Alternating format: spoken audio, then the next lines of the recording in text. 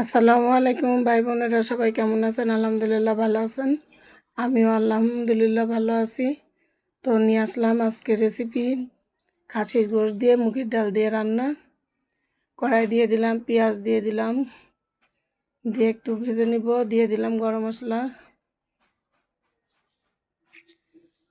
দিয়ে দিলাম আদা বাটা, রসুন বাটা। এগুলো একটু তেলের পরে আবার ভেজে নিব। তা ঝাল, হলুদের গুঁড়া টুড়া এগুলো দিতে পারিনি, ক্যামেরা একটু সমস্যা ছিল, মানে দেখাইতে পারিনি। তো মশলা কষানো হয়ে গেলে খাসির মাংস দিয়ে দিলাম, দিয়ে কষিয়ে নিলাম ভালো করে। এবার আবার একটু ঢেকে, নেড়ে চেড়ে ঢেকে দিয়ে কষিয়ে নিব।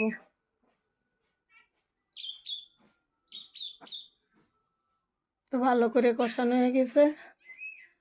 এবার আগে থেকে ভেজে রাখা মুগের ডাল ধুয়ে রাখছিলাম, সেটা দিয়ে কষিয়ে নেব।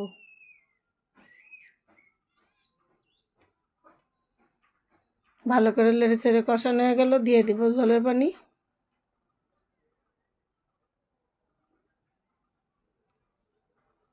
এমন করে কেউ রান্না করেন কিনা জানি না, আমি রান্না করলাম তো খুব মজা হয়েছিল। এমন করে রান্না করে খেয়ে দেখবেন, ভালোই লাগে।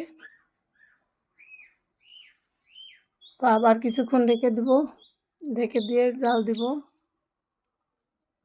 তো রান্না প্রায় শেষ পর্যায়ে চলে আসছে।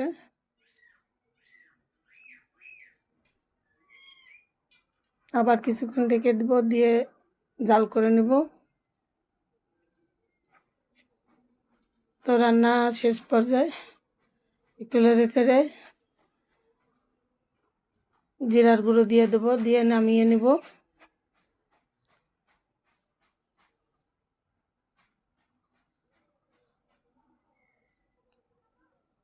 তো সবাই সাথে থাকার জন্য ধন্যবাদ সবাইকে।